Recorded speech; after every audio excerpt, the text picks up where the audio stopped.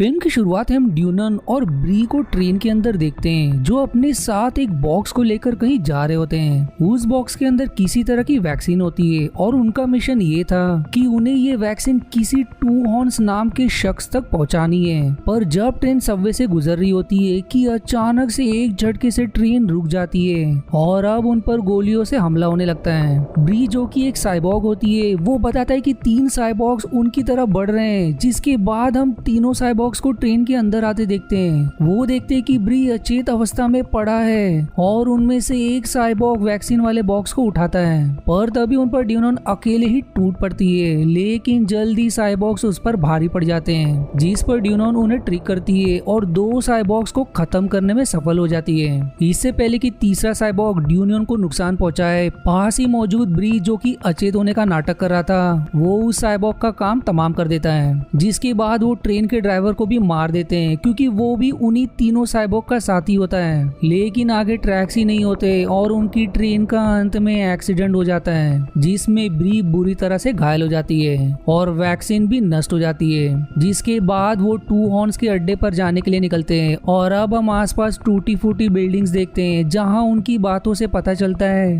कि ये दुनिया वर्ल्ड वॉर 3 की बात की है। दोनों अब टू हॉर्न्स के अड्डे पर पहुंचते हैं, जहां वो उनसे वैक्सीन की मांग करता है। लेकिन ब्री कहता है कि तुमने रास्ते में हम पर हमला करवाया, इसलिए वैक्सीन नष्ट हो गई। जिस पर टू हॉर्न्स आग बबूला हो जाता है और अपने साथियों को इशारा करता है, जिससे सभी लोग दोनों पर बंदूक तान देते हैं। टू हॉर्न्स अब उनके करीब आता है और ब्री से कहता है कि तुम्हें यहाँ सर्वाइव करने के लिए मेरी जरूरत है, इसलिए तुम्हें मेरे द्वारा दिया गया काम सही से करना होगा। लेकिन ब्री उसको जवाब देती है कि अब से वो उसके लिए काम नहीं करेगी और वो ड्यूनन के साथ वहाँ से जाने लगता है। पर ब्री के साथ 2 कदम चलते ही वो लड़खड़ा जाता है, जिस पर ड्यूनन टू हॉर्न से मदद मांगती है कि वो ब्री का इलाज करवाए और बदले में वो उसके लिए काम करेगी। जिस पर टू हॉर्न्स ड्यूनन को एक लाइटर देता है और कहता है कि इसे मैथ्यूज को दे देना, जो ब्री का इलाज कर देगा। और साथ ही साथ वो उन्हें ये भी कहता है कि वो शहर में जाकर उसके लिए हथियार कलेक्ट करे और यही उनका मिशन है। जिसके बाद दोनों मैथ्यूज के पास जाते हैं और उसे वो लाइटर दिखाते हैं। लेकिन मैथ्यूज ड्यूनन को वो लाइटर वापस करके कहता है कि ये मेरे किसी काम का नहीं। जिसके बाद वो ब्री का चेकअप करता है और उसे फुल रिचार्ज भी करता है। दरअसल साइबॉग उन इंसानों को कहा जाता है जिनके शरीर में मशीन्स लगे हुए होते हैं, इसलिए मैथ्यूज ने ब्री को रिचार्ज किया ताकि उसके इलेक्ट्रिक पार्ट्स काम कर सके। अगले सीन में ब्री और ड्यूनन शहर के बाहरी हिस्से में होते हैं, जहां ब्री आसपास की चीजों को एनालाइज करके बताता है कि यहाँ ऑस्ट्रिच 117 नाम का अटैक ड्रोन्स है, जिन्होंने लोगों को फंसाने के लिए ट्रैप्स लगा रखा है। फिर तभी ड्यूनन देखती है कि उसी ट्रैप की तरफ एक गाड़ी बढ़ रही होती है, जिसे देखकर ब्री बताता है कि इसमें एक लड़की और 3 साइबॉग्स हैं, जिनमें से 2 साइबॉग अटैक टाइप के हैं और बाकी बचे एक साइबॉग की पहचान वो नहीं कर पाता।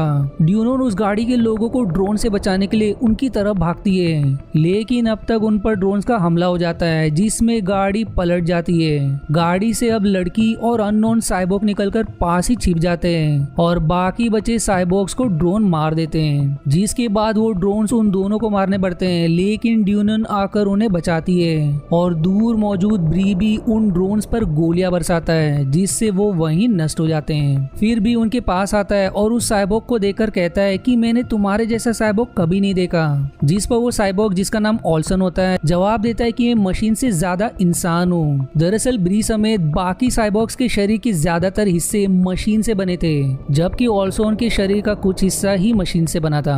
ऑल्सन उन्हें ड्रोन से बचाने के लिए धन्यवाद करता है और वो ब्री से उस गाड़ी को वापस से खड़ा करने की विनती करता है। ड्यूनन उस लड़की से अपना नाम बताता है और उसका परिचय पूछता है, लेकिन वो लड़की कुछ नहीं कहती। जिसके बाद ब्री गाड़ी को उठाने लगता है, लेकिन वो उसे नहीं उठा पाता। जिस पर ऑल्सन कहता है कि तुम्हारे लिए ये काम तो कुछ भी नहीं होना चाहिए, जरूर तुम्हारे पुर्जों में कोई दिक्कत है, इसलिए वो ब्री की जांच करने के लिए इजाजत मांगता है। जिस पर ब्री मना कर देता है, लेकिन ड्यूनन के कहने पर ब्री राजी हो जाती है और ऑल्सन उसके अंदर मौजूद एक खराब चिप को निकालकर फेंक देता है। जिसके बाद ब्री बहुत ही आसानी से उस गाड़ी को सीधा खड़ा कर देता है। ऑल्सन अब ब्री और ड्यूनन से कहता है कि उसे और उस लड़की जिसका नाम आयरिस होता है, उन्हें उनकी मदद की जरूरत लगेगी, इसलिए क्या वो उसके साथ चल सकते हैं। जिस पर ब्री जवाब देता है कि वो अनजान लोगों पर भरोसा नहीं करता। पर तभी उसे किसी हेलीकॉप्टर की चॉपर की आवाज आती है, जिसके बाद सभी पास मौजूद बिल्डिंग में छिप जाते हैं। हेलीकॉप्टर से कुछ लोग निकलते हैं, जिनका बॉस टेलोस नाम का एक एडवांस साइबॉर्ग और साथ ही साथ एक ह्यूमनॉइड निक्स भी होता है। निक्स वहाँ पड़ी गोलियां और टूटे हुए ड्रोन्स को देखकर कहती है कि इन्हें किसी बड़ी स्नाइपर गन का इस्तेमाल करके नष्ट किया गया है। वो आगे ये भी बताती है कि जो भी लोग यहाँ थे वो अब शहर की तरफ गए होंगे, जिसके बाद वो सब वहाँ से चले जाते हैं और उनके जाते ही ब्री, ड्यूनन, ओल्सन और आयरिस भी शहर की तरफ बढ़ते हैं। रास्ते में ड्यूनन ब्री से कहती है कि ओल्सन ने इतनी आसानी से तुम्हें ठीक कर दिया जबकि मैथ्यूज नहीं कर पाया। हो ना हो मैथ्यूज ने तुम्हारे अंदर वो खराब चिप डाली होगी, क्योंकि मैथ्यूज टू हॉर्न्स के लिए काम करता है। इधर शहर में टू हॉर्न्स के अड्डे पर टेलोन अपने साथियों सहित पहुंचता है और उसे किसी लड़की के बारे में पूछता है। दरअसल वो आयरिस की खोज में था। टू हॉर्न्स कहता है कि वो किसी लड़की को नहीं जानता, जिस पर टेलोन उससे पलट सवाल करता है कि क्या उसने किसी साइबॉर्ग को हायर किया है, जिस पर टू हॉर्न्स को चमकता है कि जरूर ब्री और ड्यूनन ने कुछ गड़बड़ की है। वो टेलोस से कहता है कि उसे ब्री के बारे में तो पता है, लेकिन टेलोस जिस लड़की के बारे में सवाल पूछ रहा है उसके बारे में उसे कुछ नहीं पता। जिसके बाद टेलोस वहाँ से चला जाता है और वहीं निक्स टू हॉर्न्स पर लेजर लाइट से निशाना लगाती है, जिसके बाद हमें गोलियां चलने की आवाज आती है और एक जोरदार धमाके में वो बिल्डिंग ब्लास्ट हो जाती है, जिसमें टू हॉर्न्स का पूरा अड्डा खत्म हो जाता है। दूसरी तरफ ओल्सन गाड़ी में पेट्रोल भर रहा होता है और पास ही ब्री भी मौजूद होता है, जो ओल्सन से पूछता है कि वो कहाँ से आया है, जिस पर वो कहता है कि वो और आयरिस ओलंपिस से आए हैं। वो ब्री से कहता है कि तुम लोग मुझे अच्छे मालूम पड़ते हो, इसलिए मैंने तुमसे मदद मांगी। ब्री पलट सवाल करती है कि तुम्हारा मिशन क्या है, जिस पर वो कहता है कि ये एक सीक्रेट है। वहीं इधर शहर में खबर चल रही होती है कि टू हॉर्न्स मारा गया, लेकिन वो अब भी जिंदा होता है, जो मैथ्यूज के पास खुद का इलाज करवाता है। ठीक होने के बाद वो ब्री और ड्यूनम की तलाश में लग जाता है, क्योंकि उनके ही वजह से निक्स ने उसे मारने की कोशिश की। दूसरी तरफ अब शहर में रात का समय दिखाया जाता है, जहाँ ब्री पहरा दे रहा होता है और आयरिस सो रही होती है, जिसके साथ ओल्सन और ड्यूनन भी होते हैं। पर तभी ब्री को कुछ आवाजें आती है और वो ड्यूनन से कहता है कि यहाँ कोई टैंक लेकर आ रहा है, जिस पर ड्यूनन कहती है कि जरूर ये टू हॉर्न्स का ही है। जिसके बाद ओल्सन और आयरिस छिप जाते हैं और ब्री और ड्यूनन उनका सामना करते हैं और उनके विरुद्ध कई देर तक बहादुरी से लड़ता देख ओल्सन भी मदद के लिए कूद जाता है और जाते वक्त आयरिस को एक ग्रेनेड दे जाता है और ये भी कहता है कि अगर उसे कुछ हो गया तो आयरिस अपने मिशन के बारे में ड्यूनन और ब्री को बता दे, क्योंकि वो लोग उसकी मदद जरूर करेंगे।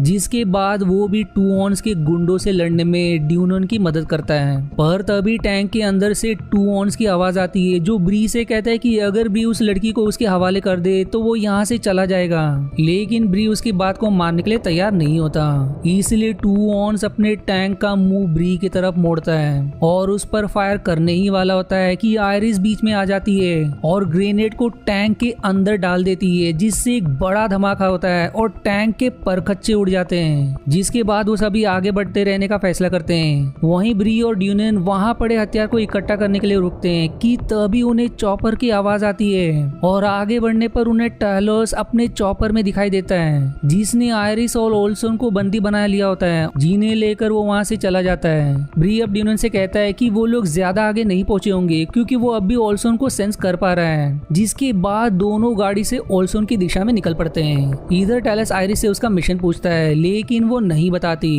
जिसके बाद टेलस ओल्सन के शरीर में लगे मशीन वाले हिस्से को रीड करता है, जिससे उसे उनके मिशन के बारे में पता चल जाता है। जिसके बाद वो ओल्सन को जान से मारकर चॉपर से नीचे फेंक देता है। दूसरी तरफ ब्री और ड्यूनन ओल्सन के सेंसर का पीछा करते करते उसकी लाश तक पहुंचते हैं, जहां उन्हें ओल्सन के हाथ में एक चिप मिलती है, जिसे ब्री अपने मैकेनिकल शरीर में लगा लेता है और उसे इससे मिशन की लोकेशन का पता चल जाता है। जिसके बाद हम टेलोस और उसकी टीम को किसी अनजान वेयरहाउस जैसे लोकेशन पर जाते देखते हैं, जहां पहुंचकर उन्हें कुछ नहीं मिलता, लेकिन टेलोस जमीन पर मौजूद मशीन के कुछ बटन दबाता है और देखते ही देखते वहां नीचे जाने का रास्ता निकल आता है, जिसमें सभी प्रवेश कर जाते हैं। इधर ब्री और ड्यूनन भी उसी वेयरहाउस तक पहुंचते हैं, क्योंकि यही मिशन वाली जगह थी। वो वहां पहुंचते ही है कि टेलोस के साथी पर हमला कर देते हैं और आयरिस को बचाने के लिए नीचे जाते हैं। टेलस नीचे मौजूद एक बहुत बड़ी मशीन को देखता है, जो कि एक बहुत शक्तिशाली हथियार होता है, जिसे नष्ट करने के लिए ही आयरिस और ओल्सन आए थे और यही उनका मिशन था। वहीं टेलस के साथी ब्री और ड्यूनन पर भारी पड़ने लगते हैं कि तभी वहां टू हॉर्न्स की एंट्री होती है, जो अब भी जिंदा होता है। वो अपने साथ एक बड़ा आर्मर लाया होता है, जिसे वो ड्यूनन को देता है। ड्यूनन अब उस आर्मर के अंदर जाती जाती है और आयरिस को बचाने के लिए टैलस का पीछा करती है। दूसरी तरफ अब ब्रिक्स का सामना निक्स से होता है, जहां पहले तो निक्स ब्री पर भारी पड़ती है, लेकिन आखिर में ब्री उसका काम तमाम कर देता है। इधर टैलस आयरिस के साथ उस विशाल सी मशीन के अंदर प्रवेश करता है और आयरिस की आंख से स्कैन करके मशीन को एक्टिवेट भी कर देता है, जिसके बाद वो मशीन वहां से निकलकर बाहर आती है और एक बड़ा हमला करती है जो सीधा शहर तक जाता है और जाकर एक बिल्डिंग को लगता है, जिससे वो बिल्डिंग वही तहस नहस हो जाती है और शायद उसके अंदर मौजूद लोग भी मारे जाते हैं। बाकी सब भी उस मशीन का पीछा करते हैं, लेकिन उस मशीन में बहुत से हथियार लगे थे